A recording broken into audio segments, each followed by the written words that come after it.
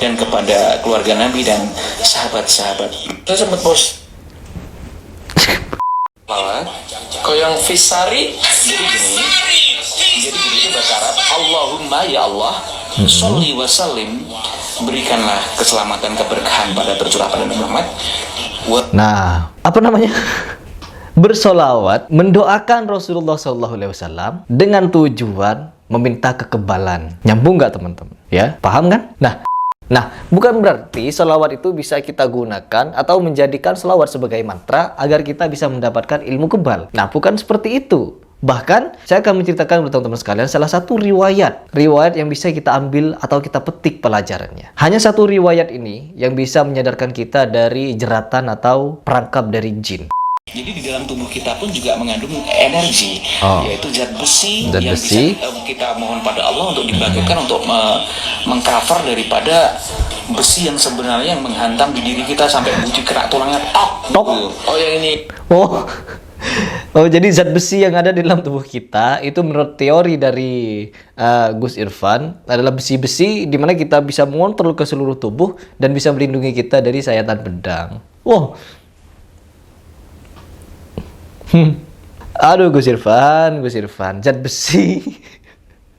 Teman-teman, di video ini saya ingin mereaction video ya, dimana saya tidak langsung nonton di YouTube-nya langsung ya kan. Biasanya kalau saya mau reaction saya nonton di YouTube-nya lalu saya cari poin-poin yang mau saya reaction dari beberapa pernyataan yang saya dengar. Namun di sini saya ingin mereaction dimana saya di tag di beberapa video, tentunya di TikTok. Karena apa? Saya juga ingin mereaction dengan kalian ya, dengan kalian yang memiliki pemikiran yang mungkin ingin saya wakilkan sehingga kalian merasa terwakilkan dengan video yang saya buat. Tapi sebelum itu saya ingin menyampaikan pesan untuk teman-teman sekalian. Setelah video ini saya ingin mereaction dari video fullnya, karena banyak sekali yang minta saya untuk mereaction video fullnya dan menangkap beberapa poin, yaitu di podcastnya Atta Halilintar. Karena katanya di situ ada penyampaian atau kalimat-kalimat yang tambah ngaco dari segi syariat atau dari segi ajaran. Oke, itu nanti next saya akan buat videonya reaction ya. Sekarang saya ingin mereaction video-video di mana di dalam video itu saya di tag. Oke, osi. Saya sempat posting juga waktu itu osi. Nah, osi. Yang ini ya besi. Jadi kan di dalam Quran kan ada namanya surat Al-Hadid. Jadi besi sendiri mengandung energi gitu loh. Energi. Di dalam tubuh kita pun juga mengandung energi besi. Mungkin seperti itu maksudnya. Wesi. Ini jadi meme nih. Wesi ini menjadi meme. Padahal di situ ada insiden di mana tidak bisa saya sebutkan. Oke, lanjut. Mau menyampaikan apa sebenarnya beliau? Mengandung energi. Besi yang bisa kita mohon pada Allah untuk dibagikan. Tunggu bentar. Zat besi. Oh, inilah kelakuan para dukun. Seolah-olah zat besi yang seolah zat besi yang terkandung di dalam tubuh ya, itu adalah besi yang ada di bumi ya. Besi-besi seperti itu. Bukan, zat besi itu bukan seperti itu. Zat besi ini merupakan suplemen yang berperan penting di dalam tubuh kita untuk pembentukan hemoglobin. Dan hemoglobin adalah bagian dari sel darah merah di dalam tubuh kita yang bertugas untuk mengantarkan oksigen ke dalam tubuh kita atau ke seluruh tubuh kita, seperti itu. Bukan zat besi ini, besi apa ya? Besi seperti ini. Nah, bukan besi seperti ini. Aduh. Oke.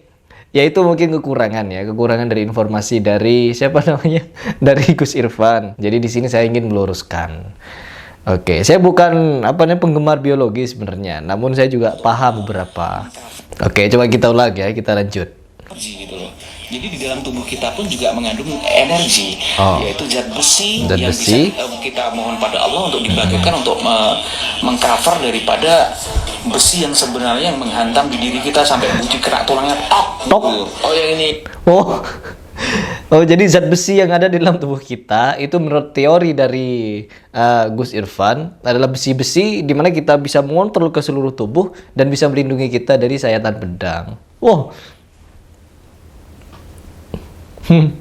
Aduh Gus Irfan, zat besi. Zat besi. Oke, zat besi ya. Kembali lagi kepada zat besi. Zat besi itu adalah suatu suplemen mineral ya. Bukan besi-besi yang bisa ditarik oleh magnet gitu, bukan. Oke, kita dengarkan lanjut ya. Iya. Itu kalau itu sholawat. Jadi sholawat, yaitu moco sholawat. Sholawat. Kalau yang fisari jadi gini. Jadi itu bahasa Arab. Allahumma ya Allah, sholli wa sallim, berikanlah keselamatan keberkahan pada bercurah pada Nabi Muhammad. Nah, apa namanya? Bersolawat, mendoakan Rasulullah SAW dengan tujuan meminta kekebalan. Nyambung nggak teman-teman? Ya, paham kan? Nah, di sini kenapa harus menggunakan solawat sebagai media untuk mendapatkan kekebalan? Ya, gimana itu rumusnya? Gimana itu rumusnya? Aduh, mendoakan. Artinya solawat adalah mendoakan, bukan memohon untuk diberikan suatu ilmu kedikdayaan kebal. Ya, saya sebenarnya kadang kalau melihat praktisi seperti ini, bahkan bukan di Indonesia, di luar negeri juga banyak, dan tidak menggunakan solawat bisa. Dan kalau di Indonesia, untuk lebih menekankan lagi karakternya, pencitraannya harus dengan agama. Karena semua orang beriman, semua orang itu beriman, apalagi sudah berembel-embel agama, seolah-olah kita meyakini kalau ilmu itu datangnya dari Allah. Nah, pencitraan seperti ini yang sebenarnya saya tidak suka. Menggunakan agama sebagai landasan, melakukan praktek-praktek yang di luar ketentuannya. Di luar ketentuannya. Solawat adalah mendoakan Rasul. Kalimat tauhid, kalimat takbir, dan lain sebagainya. Allah dengan melakukan teknik-teknik atau atraksi kebal. Mulai kapan Rasulullah dan para sahabat melakukan hal demikian? Bahkan ketika sholat pun mengucapkan kalimat syahadat, takbir, baca ayat Quran, dan lain sebagainya. Sahabat Rasulullah pun ketika sholat semua dibaca, dan mereka sudah dekat hidup dengan Rasulullah, meninggal pun ditikam dari belakang. Bagaimana mungkin logikanya? Orang zaman dulu yang sudah hidup dengan Rasul, kedekatannya dengan Rasulullah sudah sangat jauh dengan kita, bertemu langsung dengan Rasulullah, berperang langsung dengan Rasulullah, berjuang langsung, mati-matian di medan tempur untuk membela agama Islam. Kenapa tidak menggunakan ilmu kebal? Kenapa dulu tidak menggunakan tenaga dalam, dorongan jarak jauh? Apakah Rasulullah pada saat itu masih primitif, tidak tahu dengan ilmu kebal? Sedangkan di sini menggunakan ayat suci atau kalimat Allah, kalimat takbir, sholawat untuk mendapatkan ilmu-ilmu seperti itu. Ya, mengontrol zat besi katanya. Mengontrol zat besi untuk menahan benturan atau sayatan pedang atau sayatan senjata tajam. Ya, seperti itu ya. Kan lucu. Gus Irfan. Lanjut. Barik ala dan keberkahan pada Nabi Muhammad. Sayyidina ya, kepada Nabi Muhammad tadi ya. Muhammadinin nurid dati, cahaya zat. Menggunakan bahasa Arab, doa-doa dengan bahasa Arab untuk melakukan atraksi kebal. Nyambungnya kemana? Ya, nyambungnya kemana? Saya tidak habis pikir kenapa harus menggunakan agama sebagai landasan. Kenapa harus menggunakan agama sebagai lawakan seperti ini? Saya tidak setuju. Dari dulu saya tidak suka. Karena saya sudah paham modus-modus dari orang-orang seperti ini, yaitu kalau dia ingin melakukan atraksi-atraksi seperti ini atau kegiatan seperti ini, pasti berembel dengan agama. Kalau di kampung banyak dulu. Ya, bahkan pakai speaker ditiup seperti itu. Ujung-ujungnya apa? Jual obat, jual jimat, dan lain sebagainya. Saya tidak suka, saya benci sebenarnya kegiatan seperti itu. Ya.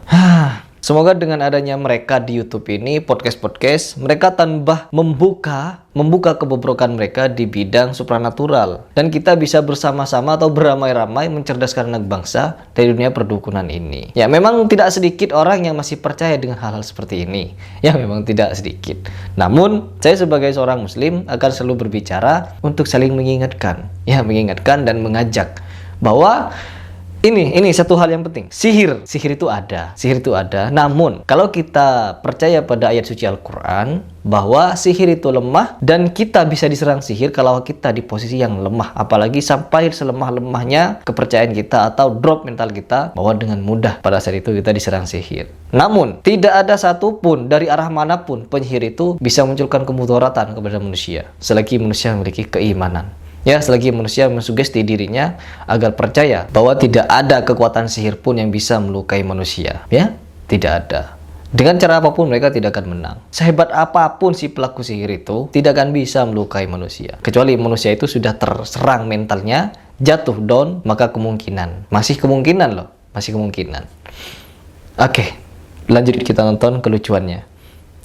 Sirisari, rahasia segala rahasia, visa iril asma'i, di dalam segenap nama-nama, wasifati dan sifat, wa ali wa sahbihi wa sallim, dan kepada keluarga Nabi dan sahabat-sahabat tersebut, bos. Oke, teman-teman, ya.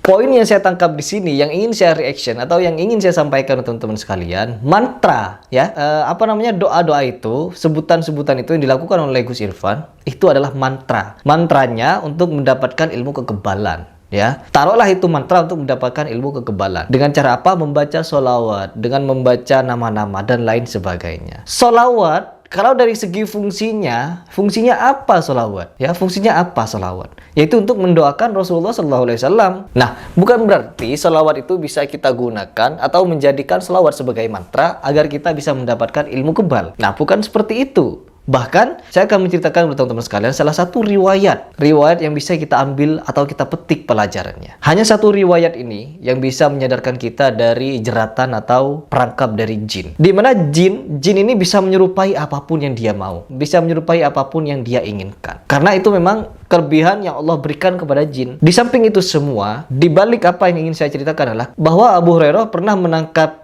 jin, ya. Ketika jin itu mencuri, ya, jin itu mencuri dan ketangkap oleh Abu Hurairah. Memang benar Abu Hurairah pernah menangkap jin, namun bukan jin dalam bentuk aslinya, melainkan jin itu berbentuk manusia atau berbentuk anak-anak pada kala itu. Ditangkaplah jin itu karena jin itu masih berbentuk anak-anak, dan jin itu menangis merengek-rengek kepada Abu Hurairah untuk minta dilepaskan karena alasannya mencuri adalah untuk memberikan keluarganya makan. Keluarganya banyak dan ia butuh makan, akhirnya mencuri. Namun dengan satu syarat, Abu Hurairah melepaskan anak itu atau jin itu, jangan kembali lagi. Ya, jangan kembali lagi untuk mencuri. Namun apa? Keesokan harinya lagi jin itu datang kembali untuk mencuri. Dan saya yakin pada waktu itu tujuan jin ini adalah untuk menyesatkan Abu Hurairah. Ya, untuk menyesatkan Abu Hurairah. Dari apa? Dari jalan yang hak, dari syariat paling utama. Tertangkaplah jin itu lalu diancam, kamu sudah kembali ke sini 2 kali, maka kamu akan saya bawa kepada Rasulullah SAW. Namun apa yang dikatakan oleh jin itu? Jin itu memberikan amalan kepada Abu Hurairah, yaitu untuk membaca ayat kursi, ya, untuk membaca ayat kursi dengan berbagai macam keutamaan katanya. Kata jin itu, kalau Abu Hurairah bisa membaca atau bertahan baca ayat kursi ini, amalan ini, bahwa ketika Abu Hurairah bisa melakukan atau bertahan istiqomah membaca ayat ini, membaca amalan ini, ayat kursi ini, maka dia akan mendapatkan keistimewaan tertentu, kelebihan tertentu. Itu kata si bocah atau jin yang ditangkap oleh Abu Hurairah. Lalu dilepaskanlah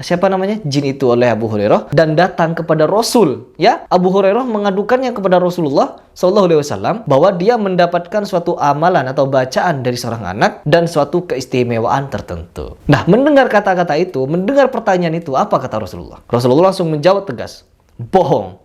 Nah, seperti itulah bahwa memang benar banyak sekali amalan-amalan yang berasal dari Al-Quran, banyak sekali amalan-amalan yang berasal dari asma-asma Allah. Itu bukan berarti murni dari manusia atau ajaran dari syariat. Karena seorang jin pun bisa memberikan amalan kepada Abu Hurairah. Ingat, Abu Hurairah loh, bukan orang-orang sekarang. Kalau orang-orang sekarang gampang sekali untuk disesatkan. Tapi kalau sekelas Abu Hurairah diberikan amalan-amalan tertentu, dia bukan langsung mengamalkannya untuk mendapatkan kesaktian, melainkan dia datang kepada Rasulullah untuk menanya kebenarannya. Ini sebagai landasan kepada kita semua bahwa amalan apapun yang kita punya, amalan apapun yang diberikan oleh orang lain, ya, orang lain, guru kita, orang alim yang kita anggap alim, kita harus cari dulu landasannya dari syariat. Kalau tidak ada landasan atau ajarannya di syariat, apalagi di dalam amalan itu kita akan mendapatkan suatu hal tertentu. Nah, itu sangat berbahaya. Karena apa? Itu bisa menjurus pada kita kesesatan nanti. Karena dari segi riwayat ini pun Abu Hurairah diberikan amalan, amalan itu sangat bagus, apalagi ayat kursi. Namun kata Rasulullah itu bohong. Berarti di sini sangat jelas ya. Kalau kita ingin mengamalkan sesuatu,